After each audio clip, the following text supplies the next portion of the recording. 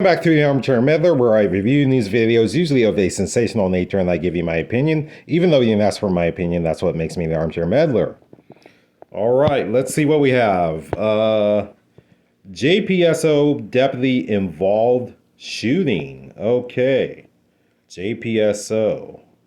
I think this is coming out of New Orleans, I think.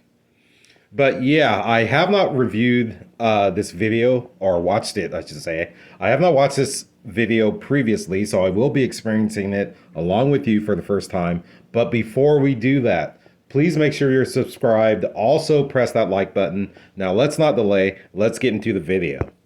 Developing story out of Jefferson Parish tonight. Sheriff Joe Lopinto maintaining the deadly shooting of a man in Terrytown by one of his deputies. He says it was justified. WDSU reporter Courtney Williams is live at JPSO headquarters. Courtney, today the sheriff showed video from that night, but a spokesperson from the family, Kevin Veal's family, the man who was killed in this incident, says we're not getting the entire picture here.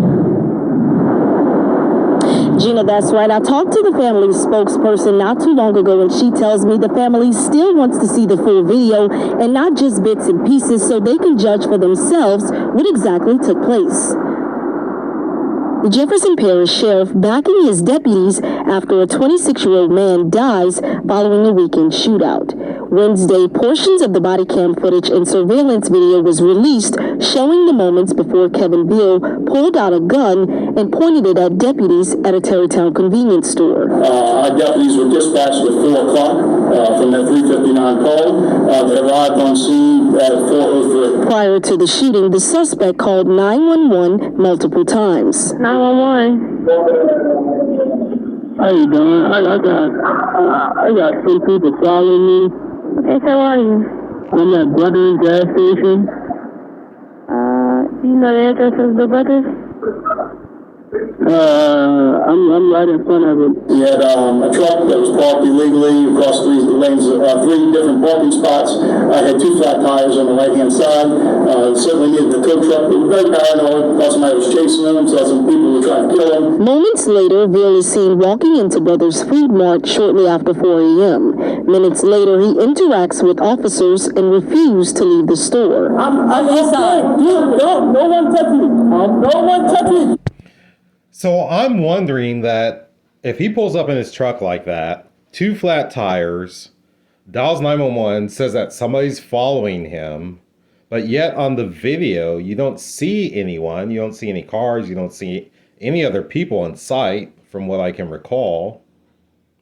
And yeah, I'm wondering if maybe, possibly, I wonder if he might be under the influence of something, because yeah, I didn't see anything in that video. Didn't look like anyone was following him. Officers pleaded with Veal numerous times to come from behind the counter, but he visibly seems paranoid. Listen, walk from behind the counter. Shortly after, a struggle ensued. Kevin Veal is seen pulling a gun from his waistband and aiming it at the officer's head. Lopinto says the paranoia shown by the suspect was most likely due to drugs. It looks like from the autopsy report and the initial toxicology reports. Okay, so I want to back this up. Let me see, there's a certain scene I'm looking for. Okay, let's play this a little Kevin bit. Veal is seen pulling a gun from his waistband and aiming it at the officer's head. Okay, if he indeed did pull a gun from his waistband, as it appears on camera, and is pointing it at an officer's head, I'm trying to understand what more. I mean, of course they want to see the video, yes, but I don't know. This guy appears to be pointing the gun at the officer's head, and I don't know. Somehow the family is thinking that, oh, you know, we don't believe, you know, what the sheriff's office had to say, or they're doubting that. Or let me put it this way. They're doubting that their family member was in the wrong. I mean, I'm trying to understand this, you know. It looks like he has that officer or that deputy in the headlock. And if he's holding the gun there against the deputy's head, I don't know. This looks like this is going to be a justified shooting to me. Pinto says the paranoia shown by the suspect was most likely due to drugs. It looks like from the autopsy report and the initial toxicology reports, tested positive for THC, methamphetamines, and amphetamines in the system, which probably caused some of the paranoia. About 20 minutes later, Veal was shot and killed. Dr. Ashanta Wyatt, spokesperson for Veal's family, says they feel the video that was released doesn't show the full picture from the foot. What? Oh, okay. Yes, it's not going to show the full picture, but come on now. The guy has a deputy basically in the headlock and is pointing the gun at his head. I'm sorry, that's going to get you shot every single time. Wow.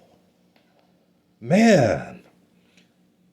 I mean, some of these people, it's like, no matter what their family member does, their family member could be 100% in the wrong, and they're like, they had no business shooting him.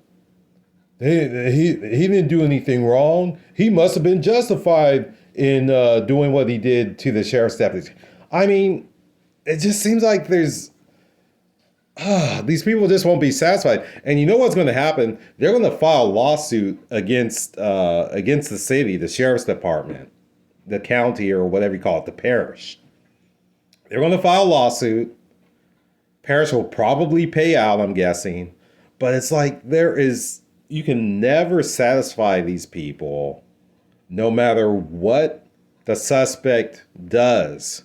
And a lot of these suspects, the family member knows. They know that their family member has been a criminal. Okay, in this case, it's an alleged criminal. They know that their family member has been a criminal way back since they were like 10 years old. They started doing stuff. And they've been doing it their entire life, going in and out of jail, in and out of prison, many, many times. And they're still like, oh, they didn't do anything wrong. They didn't do anything wrong. All right, well, let's continue. That the police put out today, it's very choppy, it's very sectional. There's no continuity from beginning to end to say if the shooting was justified or not. Oh, God. Now, Sheriff Pinto says there will be no charges brought against the officers that were involved in the incident, and the family tells me their goal now is to provide a proper burial for their son. For now, reporting live in Harvey, Courtney Williams, WDSU News. All right, Courtney, thank you for it. So I don't know. I've seen it before where I mean the suspect or let me put it this way, the family member can just be, I mean, this person can be just the baddest low-down criminal that ever lived and just doing people wrong their entire lives, including their own family. And then when the person gets killed, loses their lives or whatever, they have just nothing but wonderful things to say about that person, just pretending like they never did any of the things that they did while they were alive. Man. But that is something. That is something. So there's a scene again where it appears that the suspect has his arm around, let's see here. At the officer's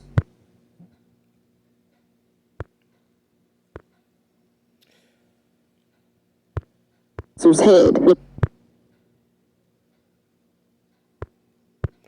Yeah, so there's a scene again where it appears that the suspect has this officer in some sort of hold up around the head, and that right arm appears that it's holding the gun, and the suspect is pointing it back and forth.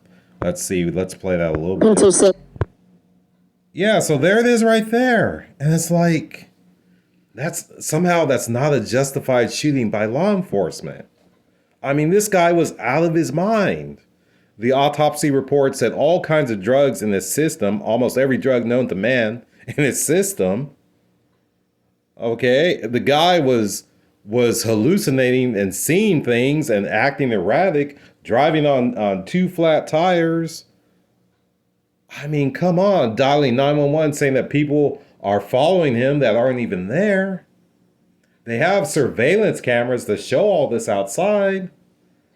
Man, some families just don't want to face up to reality. All right, that's enough of that. Man, I'm sorry. This just has me upset because, all right, I got to take my deep breaths and just focus and calm down.